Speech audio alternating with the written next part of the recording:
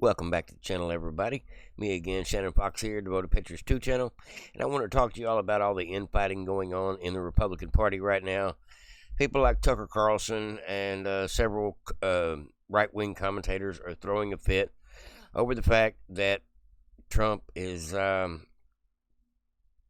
really a warmonger like a lot of the Republicans want him to be. The Ted Cruzes, the John Cornyn's, the Sean Hannitys, the Mark Levins, so many of these podcasters out here that are second guessing what Trump's doing. A lot of people think he's crazy, going to get us into World War III.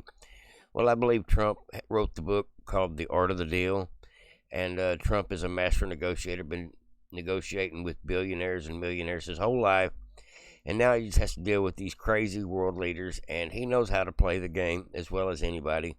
He knows how to portray peace through strength in order to get the final result that we all need, which is America First policies, which hopefully includes denuclearization of any country that chants death to America.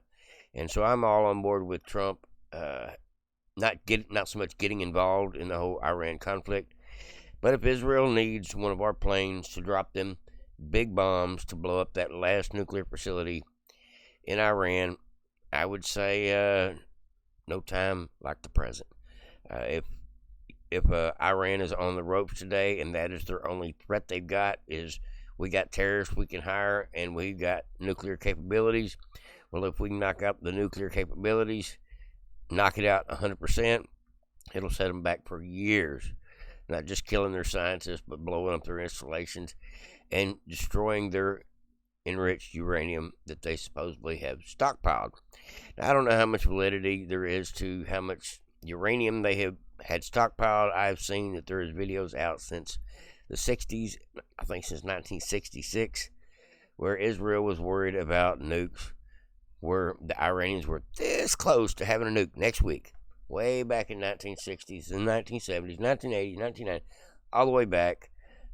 We have seen this whole thing escalate, but since 1996, Netanyahu probably has said it 15 or 20 times on the air that next week, next month, 6 weeks, by the end of the year, the Iranians will have their nuclear capabilities that are this close. So I don't really know what to think about that whole situation, but I do believe that Iran is our enemy, whether they have nukes or not. And I don't believe in picking fights. But if Iran is going to continue to bomb Israel needs to bomb them back. And hopefully we don't have to get involved.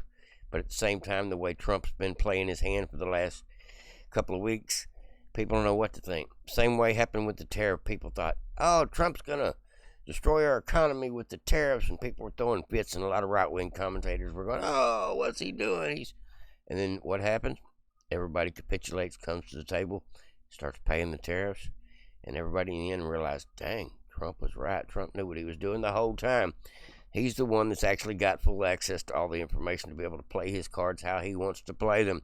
So all these commentators, these Tucker Carlsons, these people that are just, I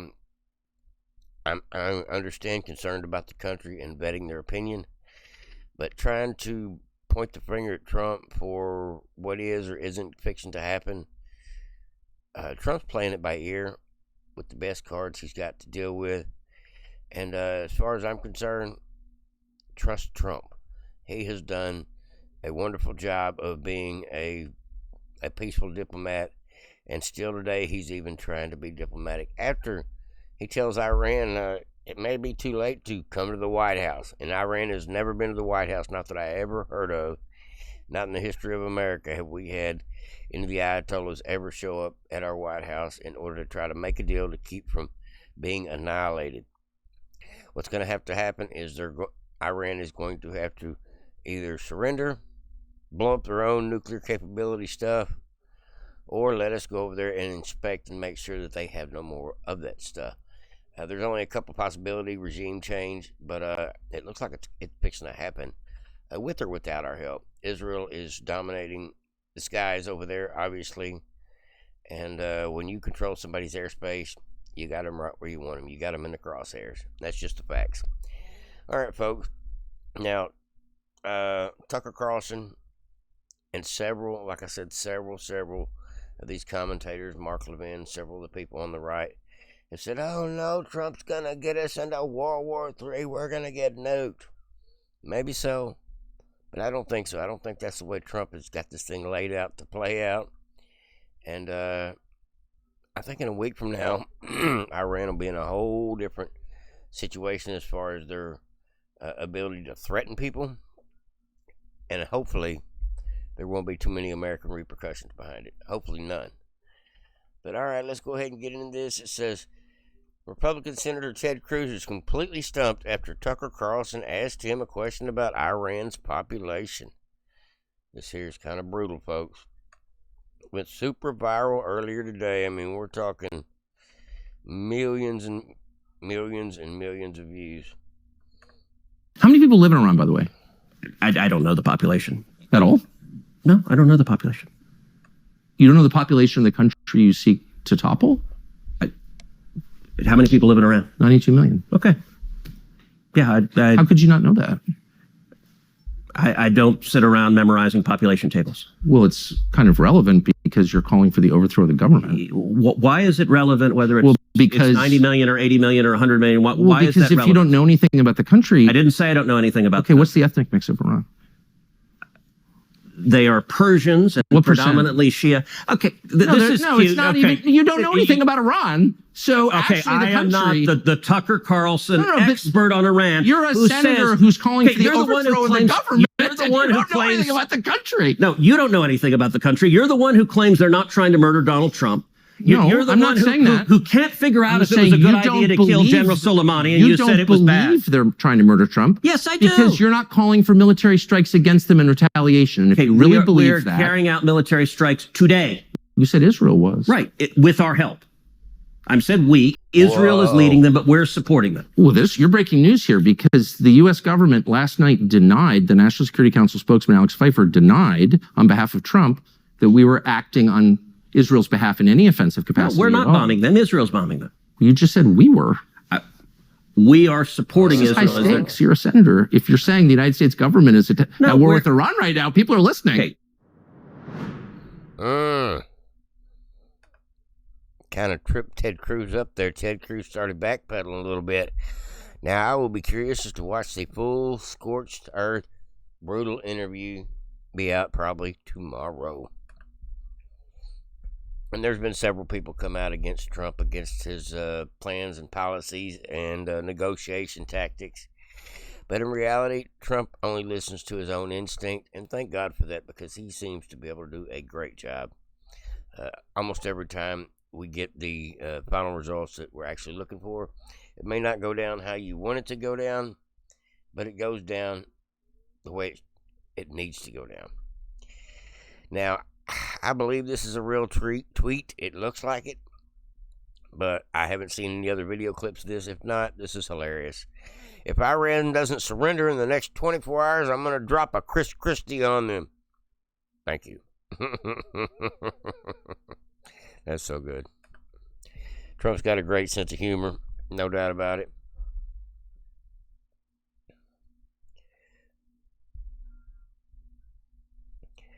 Says, breaking news, Iran wants to meet with Trump at the White House in order to discuss a deal.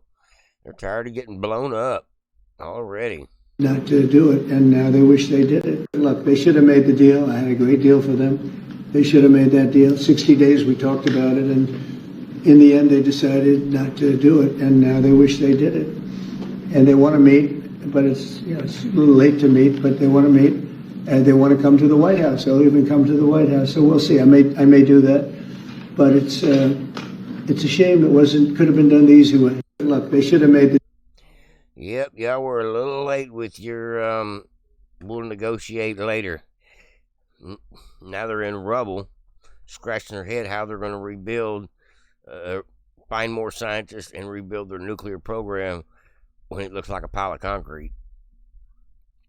Now, President Trump, on the distinction between the 45th and the 47th President of the United States, I was hunted then, now I'm the hunter.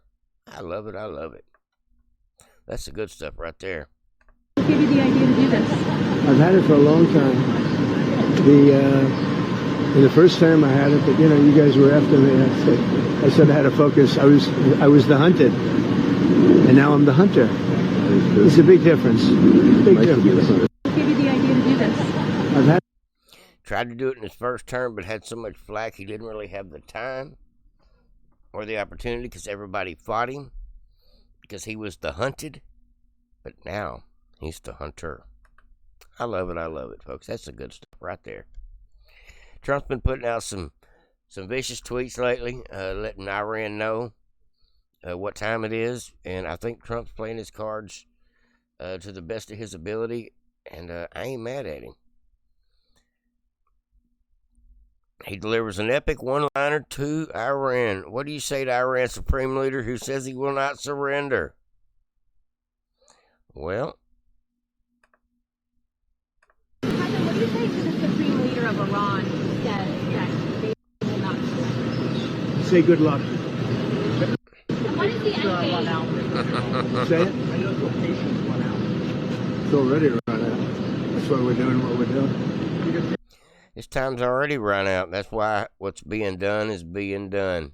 Yeah, they had 60 days and a big, 60 days, plenty of time. And they made a mistake. Honestly, they made a mistake. Now they're at the FAFO stage of this whole process. He says they've run out of time. They should have took the deal. Their country's in ruins. So many people are dead that shouldn't be dead. Yep. Iran is doing the old FAFO move right as we speak. Now, Tucker Carlson has went as far as to apologize to Trump over some of the things he has said to him this week. And him, like a lot of these commentators and people even like Tulsi Gabbard, need to just understand that this guy took a bullet for us because he believes in this country. You got to trust the process. You got to trust the man that you voted in to give your trust to let him run it the way he does. Now, if you're not a left-wing crazy person, you just got to have a little faith and let Trump be his peace through strength self, which most people just don't understand. He's playing 4D chess, and most people can't see how the negotiation is going to turn out.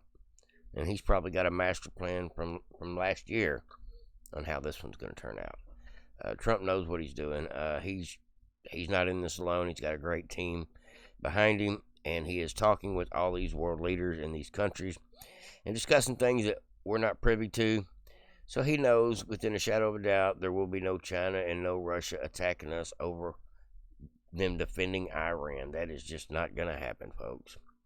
So, I like this podcast. So, like this channel says here, PolitiJack, I trust this guy. You should too.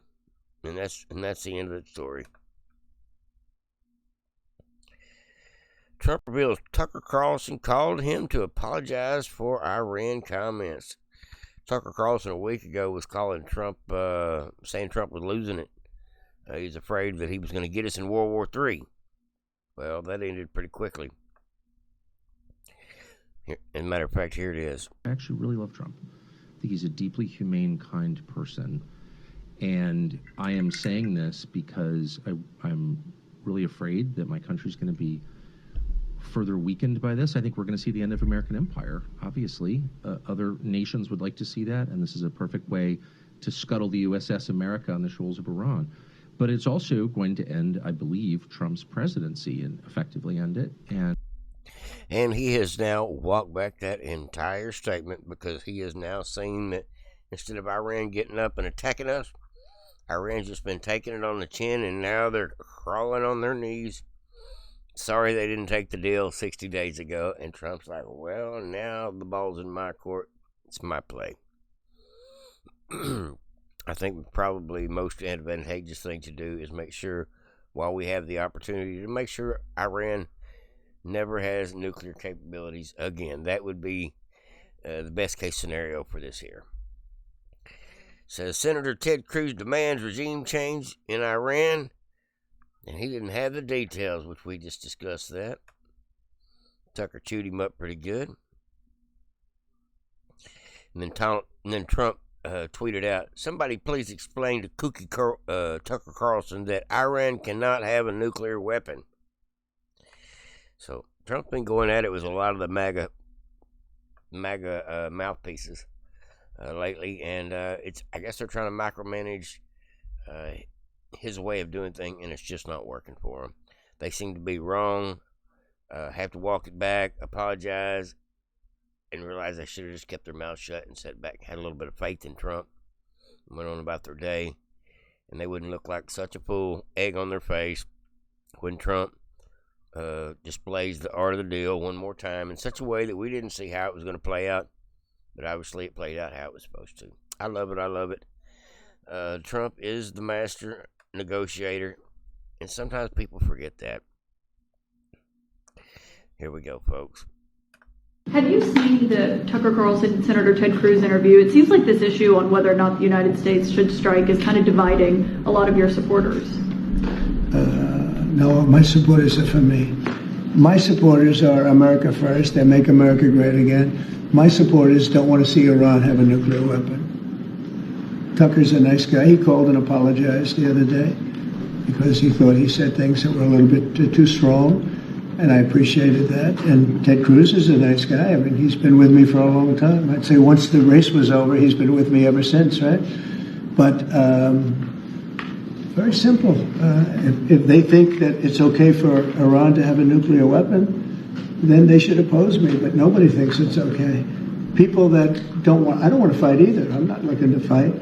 But if it's a choice between fighting and them having a nuclear weapon, you have to do what you have to do.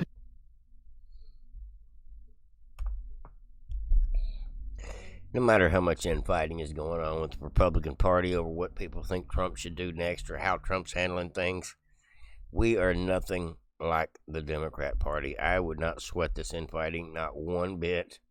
It's actually healthy to have a difference of opinion, to float new ideas.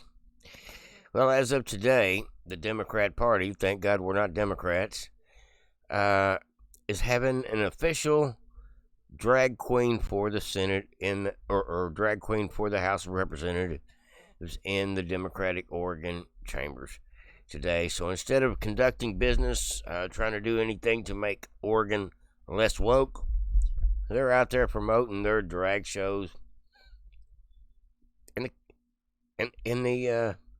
basically in the capital, Oregon's capital. This is crazy. Like I said, no matter how crazy the right gets, no matter how much infighting there is, no matter how much the back and forth drama goes between the Tucker Carlsons, the Alex Jones, the Steve Bannons, the Elon Musks, and Trump, and all the other people that are maybe not getting along with Trump today, like Tulsi Gabbard or whoever that's in his cabinet, I'm not going to sweat that stuff. That's not my problem, not my issue, and truth be known, it's all going to be all right. It's all going to work itself out. And we've got God on our side because we're not the party that's promoting drag shows as politicians. Wow. Now, I just to give you a little taste of crazy, folks, just to let you know just how good we got it. Because we don't live in Oregon. Thank the Lord. And if you do, I do apologize. And we're not Democrats.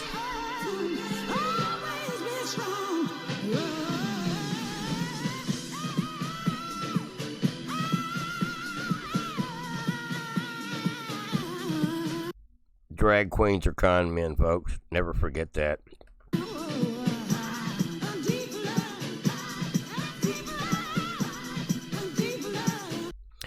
My question is, what does this have to do with politics? What do these people dancing around like? How much do these people get paid to jump around and do the splits and pretend to be chicks with dicks? And that's what it is, folks. As sickening as it is a bunch of con men dressed up like ladies. You can't put lipstick on a pig and call it something else. It just don't work. It's still just a pig with lipstick on. And that's my point of all this whole thing. Thank God we're not Democrats. Thank God we don't live in Oregon. And if you do, I pray for you, folks. Everything's going to be all right. Have a little faith in the system. Trust Trump. and don't play into this this warmonger, fear factor crap that's going on, even on the right with the infighting. Don't listen to it, folks. Don't let it roll off your back like water on a duck's back. And go on about your business. Don't sweat the small stuff. It's beyond our capabilities to deal with. So we just get to sit back, eat our popcorn, and watch as the show unfolds. All right, folks. Like, subscribe, and share. Hopefully everybody had a great day. Over and out.